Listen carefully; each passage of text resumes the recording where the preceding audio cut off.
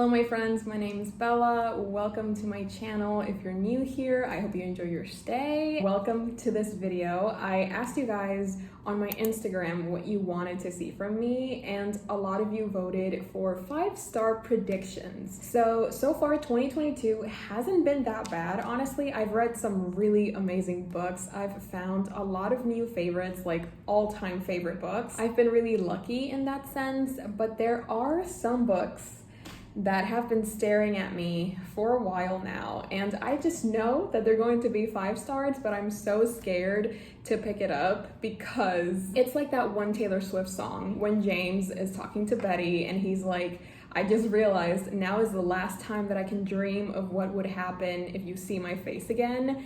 This is how I feel about these 5-star predictions. Like, in my mind, in my heart, I feel like they're going to be 5 stars, but as soon as I pick them up and as soon as I start reading them, that's it. That's when the rating starts to become real, and that's scary. Sometimes a book is better in theory, and it's scary to think that one of these books is not going to be a 5-star, but anyways, today I want to talk to you about all of the books that I think, I believe, I hope, I pray are going to be 5 stars.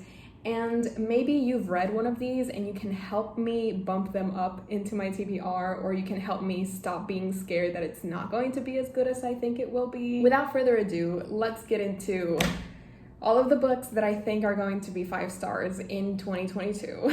So this first one, I'm kind of disappointed in myself that I haven't picked it up sooner, just because it's almost been a whole year since this book's been out and I haven't picked it up, even though I gave the first book of this series 5 stars. I don't know, don't ask for explanations, I don't have them, but the first book that I think will be a 5-star and will destroy me in the best way possible, Chain of Erin by Cassandra Clare. Hi. This is the sequel to Chain of Gold, and I loved Chain of Gold. I, of course, love Cordelia, and I love James, and I love Matthew. Like, I love the gang that we have in this trilogy. So don't ask me why I still haven't picked up the sequel. I think one reason is that it's so big, and of course, it's a Cassandra Clare book. I know what I was getting myself into, but 656 pages is a lot. I think that's what's been stopping me from picking this up. The third book already has a publication date if Cassandra Clare doesn't move it back more. So I really hope that I can read Chain of Erin before the third one comes out. If you don't know, which I feel like maybe 5% of people may not know what Chain of Erin is, but this takes place in the Shadowhunter world. This follows the children of some of the couples and characters that we came to know and love in the Infernal Devices, and we have demons, we have Shadowhunters who help the world from not being overrun by demons. We've got vampires, werewolves, fairies, you know, a little bit of everything. This is like the epitome of an urban fantasy. This is our first 5-star prediction. Then we have a manga, and this is a Junji Ito novel, and I have heard that this is one of his best works, so I'm really excited to get to it.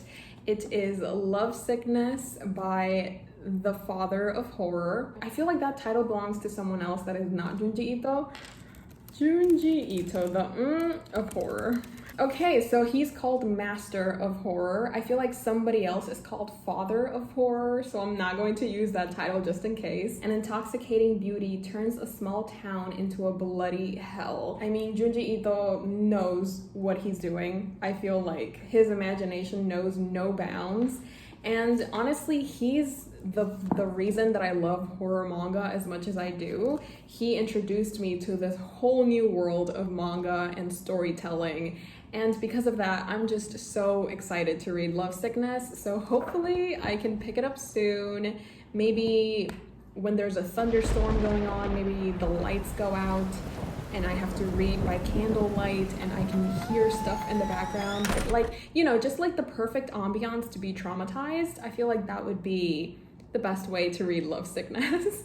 This is probably the one I'm most confident in because I just, you know, there's like maybe 2 or 3 books of Junji Ito that I haven't given the full 5 stars.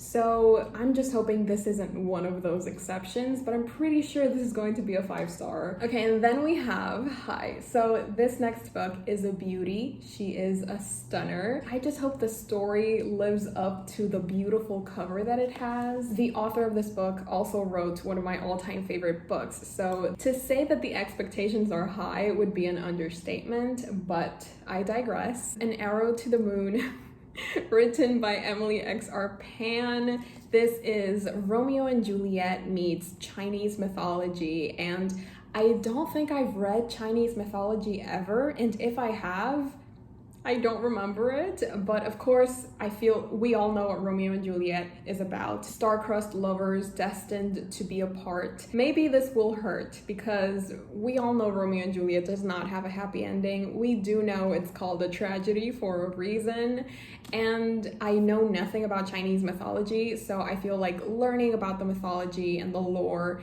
and seeing how Emily X.R. Pan is going to twist this classic Romeo and Juliet into her own way of writing and the way that she's going to mix both of these elements. I am beyond excited to see how she's going to do this, and I am very tentatively saying that this is going to be a 5-star because I do admit my expectations are very high. I wish you the best.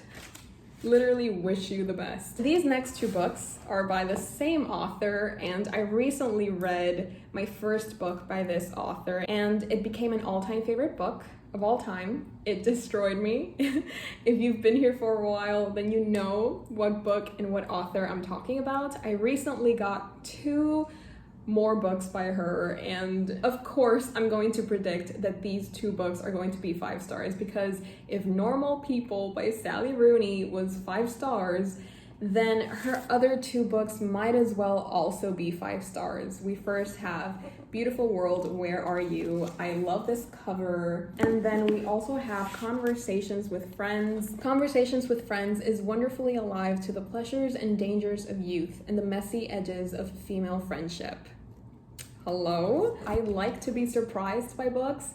I like the not knowing and the getting to know the book as I flip through every page. I feel like it makes the experience a lot richer and a lot more fun. If you loved her others, you will love this one too. It is pure Sally Rooney.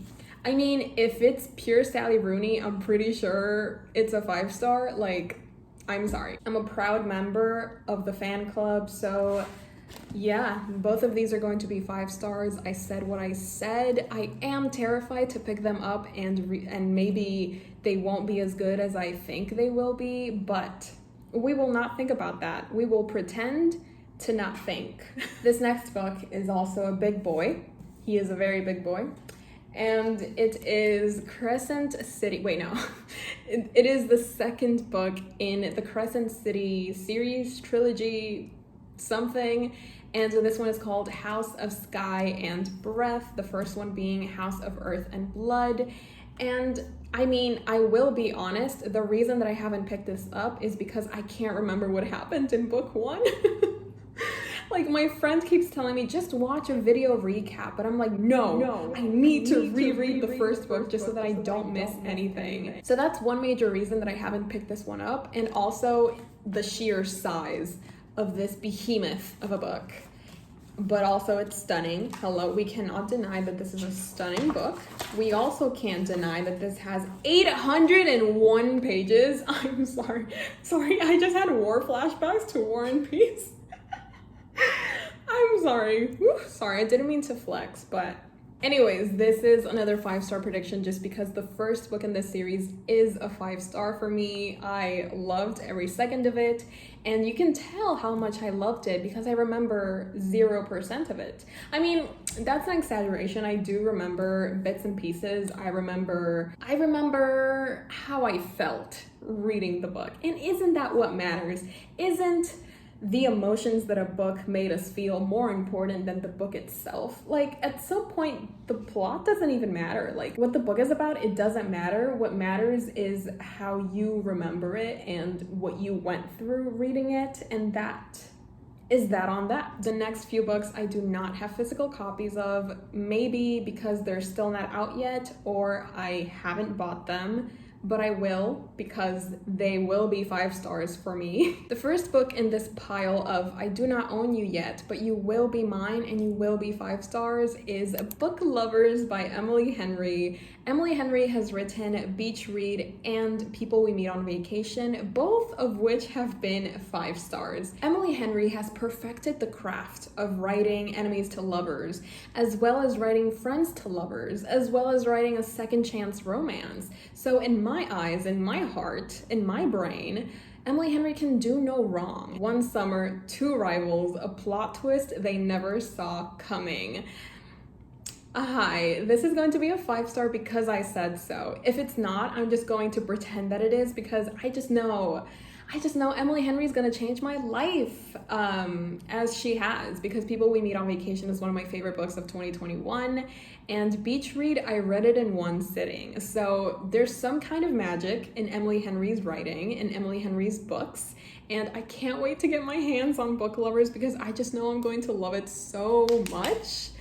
And yeah, this next book, I actually found it just randomly on Goodreads, and I don't understand why nobody is talking about this. It's based on one of my all-time favorite movies. This book is called Long Live the Pumpkin Queen, and as you can see, this is based on The Nightmare Before Christmas, which is Tim Burton's best movie. Sorry, I don't make the rules, but we have Sally on the cover, and she is my idol. She's my everything. I love her music. She's not an artist, but like the one song that she sings, like her solo song, I sing that to myself so many times. Sally Skellington is the official newly minted pumpkin queen after a whirlwind courtship with her true love, Jack, who Sally adores with every inch of her fabric seams. If only she could say the same for her new role as Queen of Halloween Town. But when Sally and Zero accidentally uncover a long hidden doorway to an ancient realm called Dreamtown in the forest hinterlands, she'll unknowingly set into motion a chain of sinister events that put her future as Pumpkin Queen and the future of Halloween Town itself into jeopardy. I'm sorry. Does that not sound like the most incredible sequel you didn't know we needed? If you're like me and you love The Nightmare Before Christmas and you agree that it's both a Halloween and a Christmas movie, and if you're also like me and even though it's a Halloween or a Christmas movie, you watch it every month of the year because it's a year-round type of movie, then I feel like we can agree that this is going to be a 5-star book. I've never read a book by this author, but I don't know. I see this and it tickles my brain in the best of ways. I would give everything to read this book immediately, but its expected publication is in July, which is 2 months from now. I don't know if I'm going to be alive in 2 months, but hopefully I will. I mean, this book is making me want to live. That's a lot. Like, that's a big deal. This next book, I am so excited for. I know that the first book this author came out with, a lot of people hate. A lot of people think it's fun to hate on this book, but I love The Spanish Love Deception by Elena Armas. I loved Catalina, I loved Erin, I love what they had going on, I love the writing. Some people felt like it was too long of a book. I feel like I didn't have enough. So when I heard that Elena Armas was coming out with a sort of sequel, like we're going to have the same characters that we had in the first book, The Spanish Love Deception, but we're going to be following a different set of lovers this time around. And this one is called The American Roommate Experiment. This is just serving things that I didn't even know I asked for, but I needed. So I am excited to read this. This does come out in September. Once again, I don't know if I'm going to be alive for this, but I do know that I'm going to fight tooth and nail to be alive long enough to be able to read The American Roommate Experiment, just because I need more Elena Armas. Armas? Why did I say that in English? I need more Elena Armas in my life. There's another author with a Spanish sounding name that some people, I don't know why, like every time I say her name, people in the comments are like, oh my god, I love the way she says her name. And I'm like, that's just the way that her name is said. But Mariana Zapata That's the one. That's my bread and butter. I could live off of Mariana Zapata for the rest of my life, and I think I will. Like, she has so many books that I have to get to. Any book that I haven't read of Mariana Zapata is on my 5-star prediction list. Like, the first one that comes to mind is Dear Erin, which is sort of like a spin-off of From Lukov with Love. So that's a 5-star prediction. It follows one of the sisters that is mentioned in From Lukov with Love. It just sounds very exciting. So obviously, yeah. Another one is The Wall of Winnipeg and Me. I think this is about American football. I'm not the biggest fan of American football, but if it's Mariana Zapata, I would pretend to like football for her. And literally anything else that I haven't read of Mariana Zapata, let's just assume that it's in my 5-star predictions. So this next one has a pretty long title, so I'm gonna have to read it, but this is by the one, the only R.F. Kuang. I feel like if you know, you know. This comes out in August. We still have ways to go, but I just know it's going to be worth the wait. And it is called Babel, or The Necessity of Violence, an arcane history of the Oxford Translators' Revolution. Is it Babel? Babel? Babel? Babel? Babel? Babel. Is it Babel? Babel? This book. Sorry, I'm not quite sure about the pronunciation, so I'm just gonna leave it up to the pronunciation lords. But this book grapples with student revolutions, colonial resistance, and the use of translation as a tool of empire. This fuels my dark academic heart. I could live off of this book in my dark academia fantasies forever and ever. And I feel like the service that R.F. Kuang is doing for our country is just unparalleled. So I'm really, really excited for this book. I have so many high expectations, of course, because I love the Poppy War. The trilogy is just fantastic. So of course, I'm going to have really high expectations for R.F. Kuang's next work. Those are all of my 5-star predictions. Let me know if there's any book you think I would totally love. Let me know if you know what my next favorite book should be. Leave it down in the comments below. I'm not the best at finding books. Like, usually the books that I find or the books that I read, I heard from a friend who directly told me about it. Like, I'm not really good at looking for new books. So if you found a book and you're like, oh my God, Bella from Throne of Pages would love this, please leave them down below, because I'm always looking to expand my TBR, as if it weren't long enough. But yeah, also let me know what your 5-star predictions for 2022 are. I would love to hear them, or I would love to read about them. And yes, I hope you guys enjoyed. If you're looking for more content from me, you should check out my Patreon, which is in the description below. You can also go to my Instagram. Oh my God, we have so much fun there. Hi, hello. And if you're still here, hi, it's the emoji game again. If you're still here, leave this emoji in the comments below so that I know that you're a true fellow simper and that you stay until the end. Thank you so much for watching. I love you all so very much, and I will see you next time. Bye. Hey, Jimmy, you nice. Keep going.